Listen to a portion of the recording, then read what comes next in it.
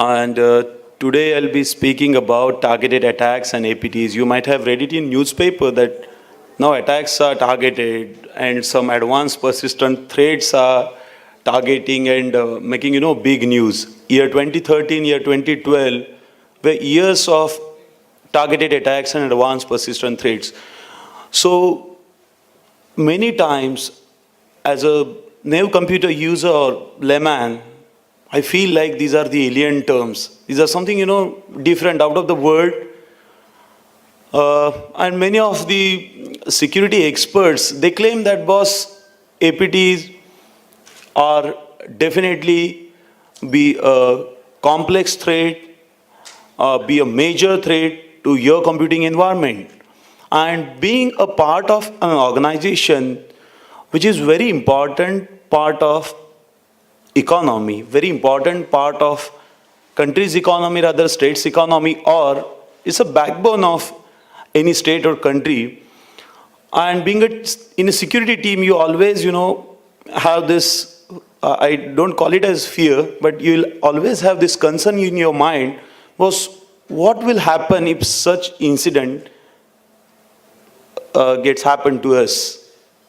If some targeted attack or some APT gets entered in our network, what will be our stand?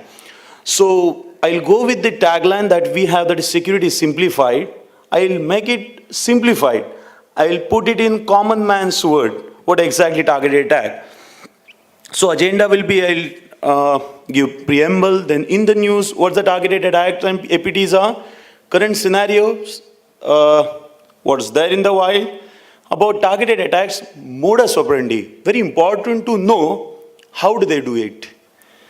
APT is not just another malware category. Believe me, when Stuxnet came in picture, got in the news in year 2009, security experts started talking about, boss, this is not at all another malware category. It is very special threat in a cyber security arena. Antivirus technologies and mitigation of such threats had marked my comment over there while in panel discussion that antiviruses in 1990s are not the antiviruses that are there. We have evolved as a security industry. We have evolved from virus removal tool to a complete security industry nowadays. And I conclude my presentation. Who is the target? Mr. Saravde has asked me one question, boss, what do you feel? Banking sector can be targeted by the APTs? Who is the target then? An individual can be target. Corporate sector can be target. Government organizations can be target. Specific industry can be targeted. Anyone who is important through attacker's perspective. I would like to underline the fact here, doesn't matter what kind of data you have, doesn't matter what position you carry. If you are important through attacker's perspective, you will be definitely get targeted in this. This is the clear business as it is. Who is the attacker then at the other side? In normal malware, anti-malware game, at the other side we know the malware writers are there. But here, state-sponsored groups. I underlined state-sponsored groups. Cyber criminals, hacktivists. You might have heard this term, hacktivist. Now, some people with superior technical skills, and they believe they are activists, they call themselves hacktivists. And there are so many groups active there in the worldwide. You will find those groups, hacktivists. And competitor in business. Believe me, it has been observed that APTs or targeted attacks are getting used as a tool for industry espionage. So businesses are using these tools, or businesses are using this advancement in a technology at the negative side to make their business successful. In the news, you might have read such news. South Korea blames North for cyber attack on government media website. One of the type of targeted attack where state versus state. UAE defense of cyber attacks originating in Egypt. Maybe at the other side, cyber criminal group. Maybe at the other side, state-sponsored group. Maybe at the other side, some activists. Natural gas giant RasGas targeted in cyber attack. Maybe at the other side, again activists, cyber criminal groups, or competitor in business. Anonymous launches massive cyber assault on Israel. Here, activist group against a state. This is clear. The equation is clear. Activist group against the state. One interesting news, malware tries to invade technology companies once every 60 seconds. Why is it so? Why malwares are running behind technology companies? Because these are again like competitors in business. They are running behind intellectual property. They are running behind confidential data. They are running behind trade secrets. That's why targeted attacks cost companies an average of $200,000 a year. This is what a report says. So not a small threat, not a new threat. It was there in existence, but nowadays it has become more sophisticated. So current state of cyber security, if you ask it to me, targeted attacks and advanced persistent threats have transformed the security landscape. It's no more virus and antivirus business. It is something different. Advanced persistent threats, and the other side, advanced security technologies. Sophisticated cyber crooks want your intellectual property, confidential information, financial data, and trade secrets. That's the demand only. Exponential growth of highly sophisticated and advanced global cyber criminals community. I would like to underline the word global over here. There were individual efforts in few cases, in the past, individual groups were committing or putting efforts in, committing crime. Now they are having global syndicate. You may find cyber criminals group working globally. Their hands in every part of the globe. So it's really a big thing to worry about. Attacks are more persistent, pervasive, and in some cases more targeted than ever before. This is what I can say as a security researcher. I'm here in this industry from last 10 years. This is what I can say. Attacks are more persistent, pervasive, and in some cases more targeted than ever before. That game has become truly complex. When I say targeted attack, mass is not a target. Target the selected organization or an individual. It's a very clear theme. Highly sophisticated and customized attacks by highly motivated and well-equipped attackers. I underline word well-equipped over here because in most of the attacks, attackers are funded, state-sponsored. So here they have all the state-of-the-art computing devices with them, all the technologies with them to hack into, to harden their attack. Here the simple equation is higher the profile of the target, higher the gain or output. If they are targeting some e-commerce company, e-commerce business, they know what the gain they are getting out of. If they are targeting some banking sector organization, they know what the gain they are going to have. Motivations behind targeted attacks. In say last 5 years, what we have seen in mass attacks case, motivation behind committing mass attack is money, more money, and more money. But here, financial gain is what you can say the last motivation. Firstly, what we have seen that is political, hacktivism, cyber warfare. Some of the cyber security experts, they call, APTs as cyber weapon because they feel that these cyber weapons are getting used for cyber warfare. Cyber terrorism, then IP theft, corporate espionage, revenge, and financial gain. Revenge of what here I underline, revenge, many times it motivates hacktivist groups to take revenge of particular or to react on a particular decision, government decision or any kind of law enforcement action. So how do they do it? they do it in 6 stages. First is profiling the attack. They first decide who is our target. They profile the target, they profile the attack, they decide what kind of, they get information, what kind of technologies are deployed at that place, how difficult to get into the victim's shoe, or how difficult to trap the victims. So they profile the attack. Stage 2 is research and development of APT and hardening of it. In stage 1, in most of the cases, they have taken help of insider or the close person from that target. If it is an individualist target, they get information from the close group of that person, or they get information from the insider if it is an organization. Stage 2, research and development of APT, that is Advanced Persistent Threat. I call it in the other way, Mr. India malware. These are Mr. India malware, you know.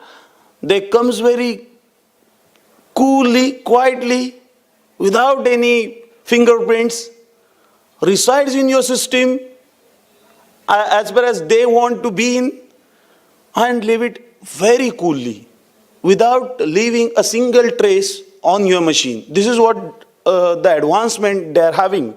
And they harden those APTs. Hardening of APTs means there are, in black market, there are crimeware toolkits which can, gives you result or report by saying, boss, how many antivirus engines are detecting this malware. So they'll make it undetectable. They'll keep on obfuscating, they'll keep on changing, and once no one is detecting, none of the technology is preventing, then they'll release, because it's a targeted. They have time, they have enough fund, they have enough resources. It doesn't happen in case of mass attack, because in mass attack, they go with luck. So here they can't take a chance, because it is, in most of the cases, it's a military operation. So they take extreme care of it. Stage 3, intrusion and deployment.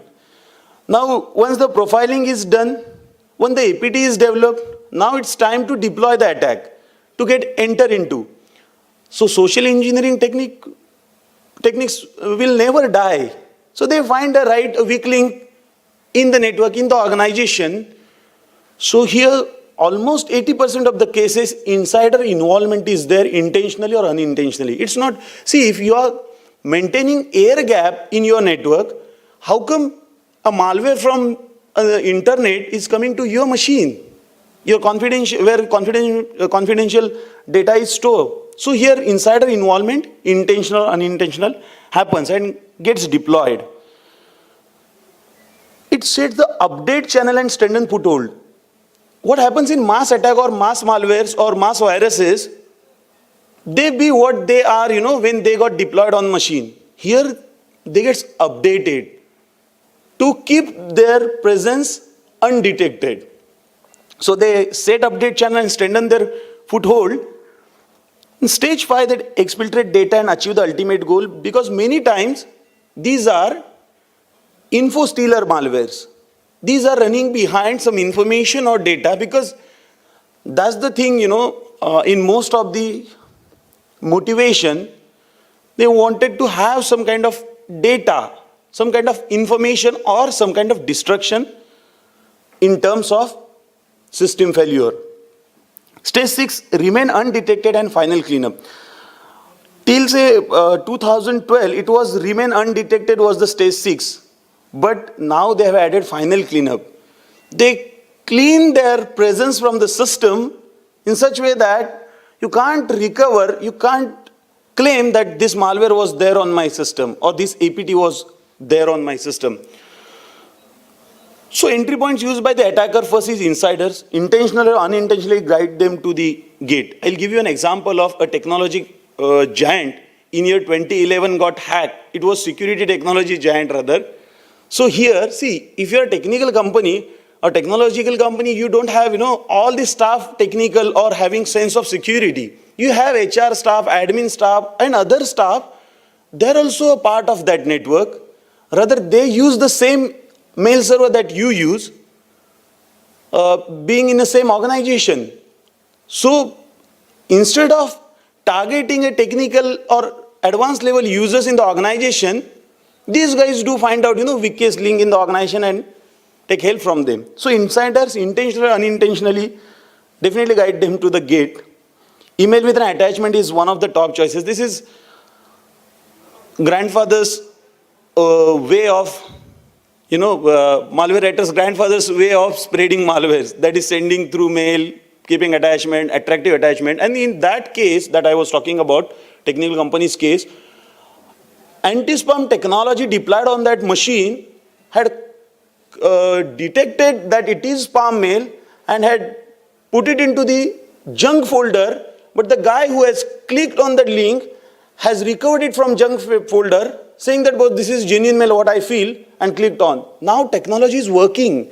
Here we don't require, some kind of alien technology to prevent ourselves from APT. Only thing is that to have security intelligence in place. He has clicked it, though these technologies were deployed over there. 0 days vulnerability is most used tool to get sure entry because they don't believe in, they don't take chance in such cases where machines may be unpatched, outdated machines, without security updates. They don't take such chances.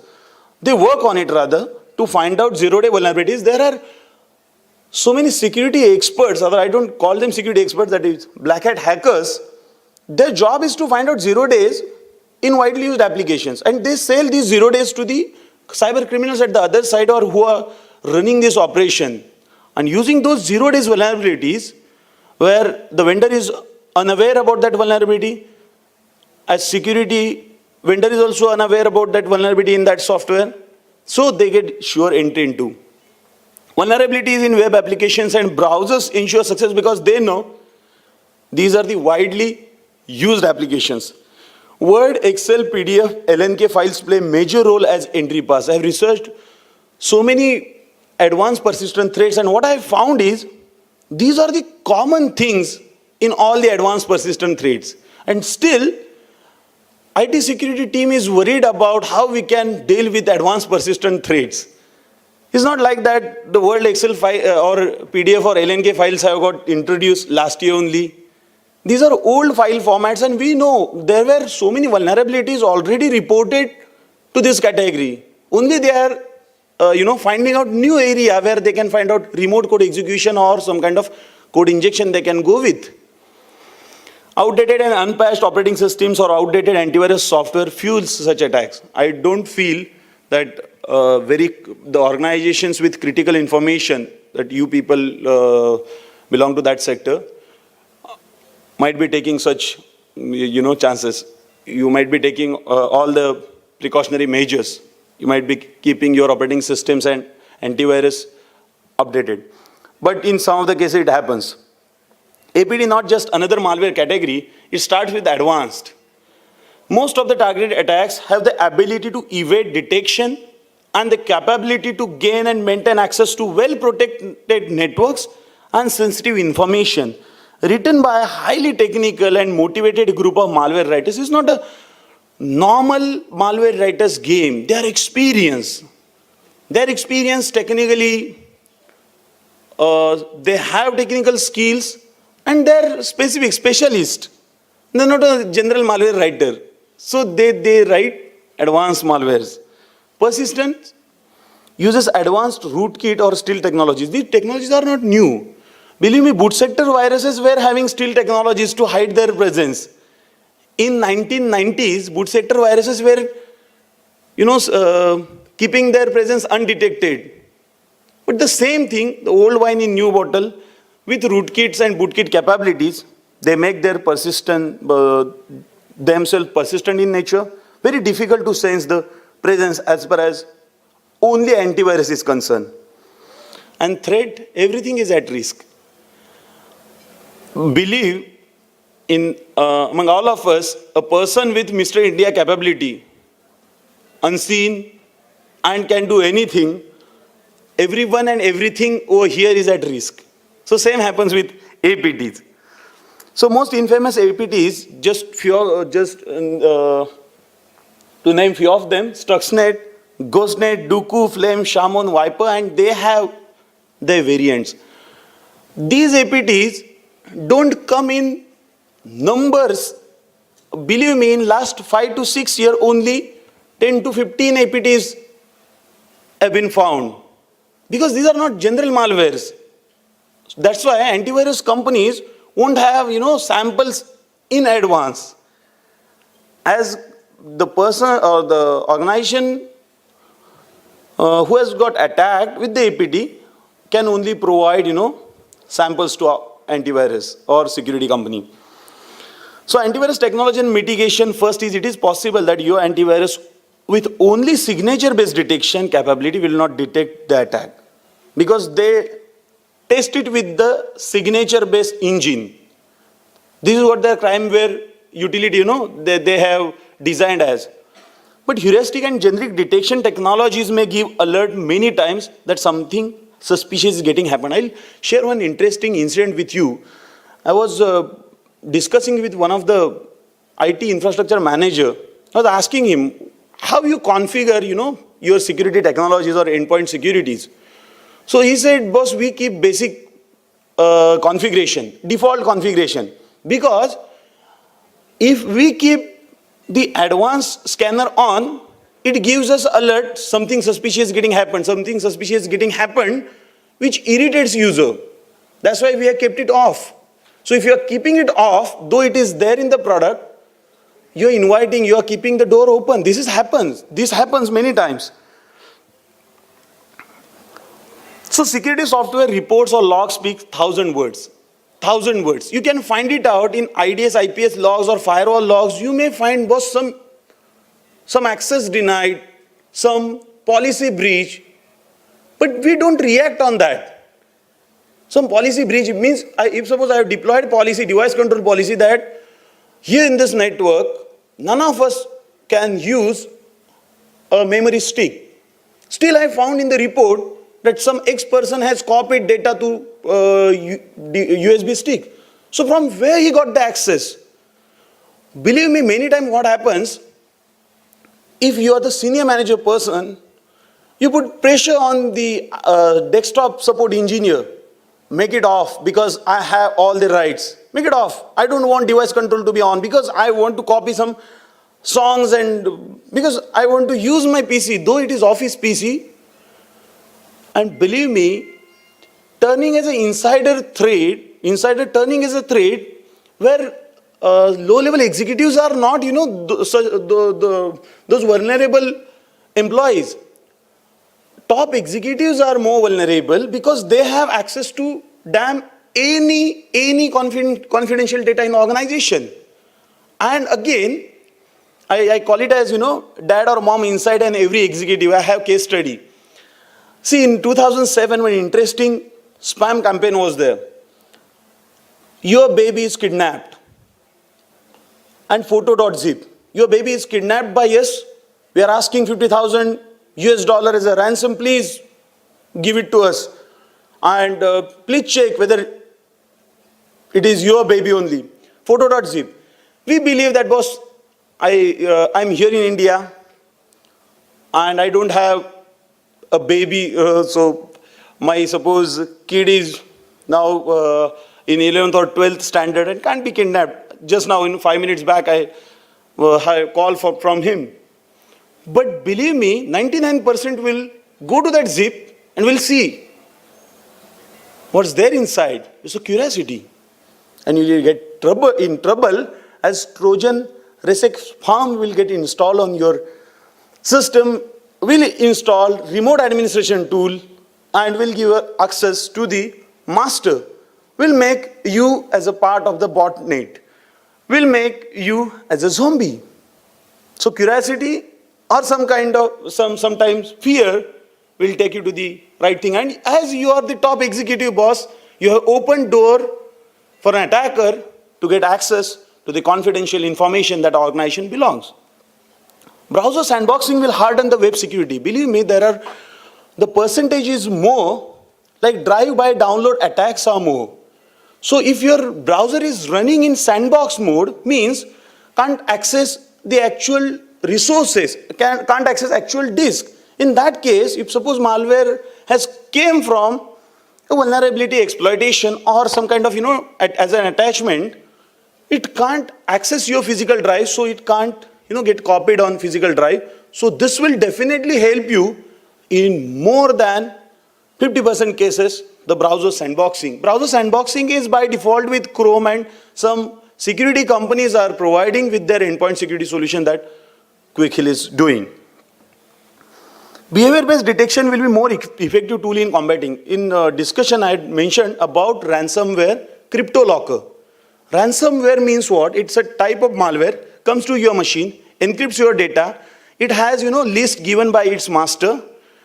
Find all doc file and encrypt it with the private encryption and leave it encrypted. If you open that file, you will get a message box, it's encrypted by the CryptoLocker. It's a CryptoLocker warning. Pay 10 bitcoins and get your data back. Some kind of offers in 72 hours. So interestingly, we weren't receiving any complaint from customers, but we were reading in the newspaper that some Indian customers are also facing this CryptoLocker issue. Then we found it in our lab that our latest version is with behavior-based detection and was stopping it from the execution at the start itself. That's why our customers were already been protected by such threats. So here, a threat was unknown, unknown advanced till the antivirus with behavior-based detection capability was able to stop it. So here antivirus technologies are really helpful in this matter. Multi-layer security approach makes the game difficult for the attacker, hence strongly recommended. We have seen lots of product presentation in the morning where they had talked about multi-layer security. So definitely such approach will help in case of targeted attack and APTs. But here some more hardening approaches. Being a technical person, I would like to keep it in front of you. Hardening security settings for widely used applications will help. Like, for example, if you're using Office, have you ever heard about term noise isolation? See, in 2003, Office 2003, 2007, file format was different. Office file format was different. In a latest version of Microsoft Office, the file format became, from binary, it became XML based. So the conversion, to get converted in a proper manner, Microsoft offered this isolation environment where you can convert it into the latest file format. As well, it has a very important feature.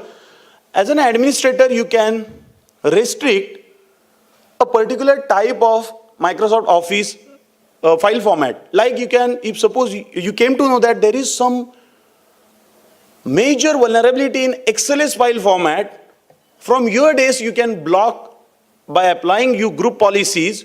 You can block .xls using in your environment till the time the provider will come up with the security patch. So these are the things which definitely will help you to stand against threats.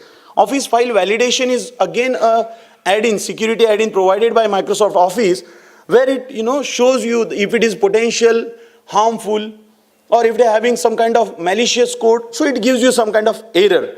Same goes with Adobe Acrobat, where disabling JavaScript, disabling multimedia player, or the features which are not required to be used in an enterprise environment, you can disable it as an administrator or security team.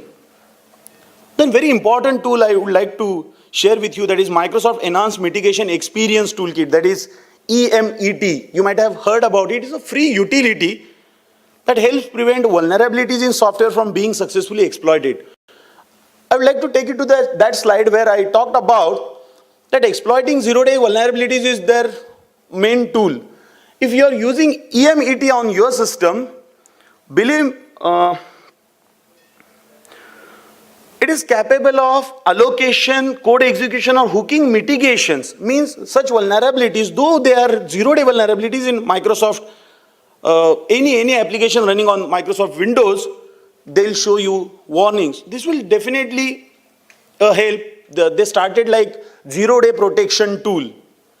But some of the researchers, some of the people claim that EMET can be circumvented.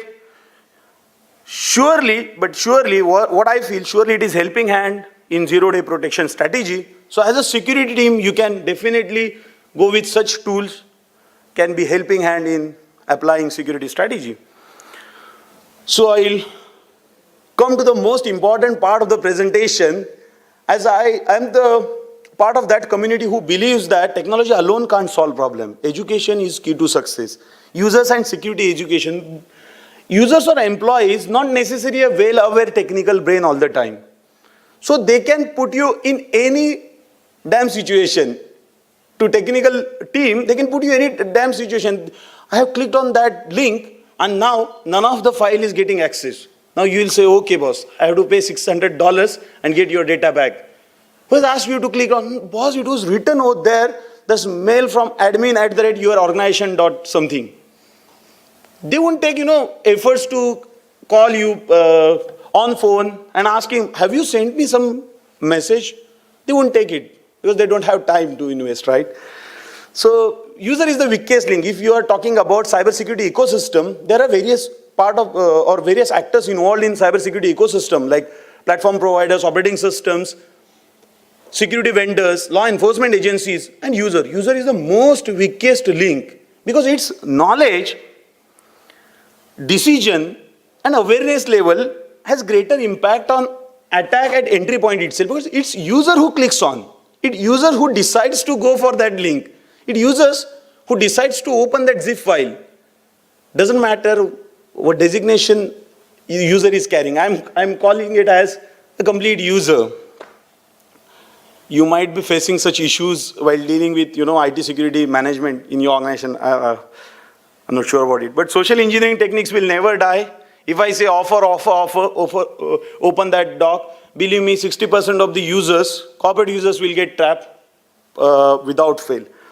Excessive data access is one of the most important concern in organization environment right now, because lots of things are outsourced. Also, means to whom it is outsourced, they are also having excessive data access to critical information as well. The person, if suppose I am working with admin team, I should have access to code. That is what a code in or the machine where the source code is kept. But it is as it is. Everyone in the network is having all the access. So excessive access, data access, and bring your own device. We call it as bring your own destruction. Brings destruction many times, because here it's not allowed in the organization, but for my convenience, I'm ignoring security. And it's a very important fact that I would like to underline. Wherever we are running behind convenience, we forget about security. It happens. Security education will definitely change the scenario. I'm very positive about it, because we are putting lots of efforts in educating people. Believe me, I have already interacted with more than 35,000 users. I don't call it, a set of people. It's a users community with different skills, different age and all. So definitely security education will definitely change the scenario. Different approaches towards security education. As an organization or part of security team, what you can do is make them want to learn, make it matter. Discuss some real world case studies to them. So they'll be interested in knowing all these things. Lost $100 million US. So they'll listen it to you. Social engineering your staff under mock drill of cyber security. We have, mock drill for fire and all. We have to conduct such mock drills for cyber security where we can, and during appraisal period, you can do it. So don't offer promotions and all the other stuff, bonus and all, if they are not fulfilling such requirements. This will definitely help. If you connect it to the monetary things, they'll definitely work on it. Offer end of year security bonus. This is what, again, out of budget I'm talking about. But you can offer end of year security bonus if suppose I'm performing well and I have taken all extreme cares that the employee should take, you should offer me some end of year security bonus. And mantra for better security is DDoS. It's not distributed denial of service. It says design good security strategy, where understand the threat landscape relevant to your computing environment. Because threat landscape relevant to banking sector is totally different. Relevant to government organization is totally different. Defense organization totally different. So you design your strategy. You can refer frameworks. You can refer security frameworks. You definitely go for security frameworks and all. But as per your requirement, and have good security strategy. Policies with periodic auditing and revision. We have the old days security policies. We don't revise it regularly. But as of now, I have seen in banking sector also, auditing is done on regular basis. So these people do suggest, boss, revise it, come up with some DLP capabilities. Here data is getting leaked and all. Develop efficient security infrastructure. See, technology is a continuously changing process. Means every day you'll find a new development in technical domain. So definitely you have to keep your infrastructure as efficient, because you don't know what kind of technology attacker is going to use. So better you keep your efficient security infrastructure efficient.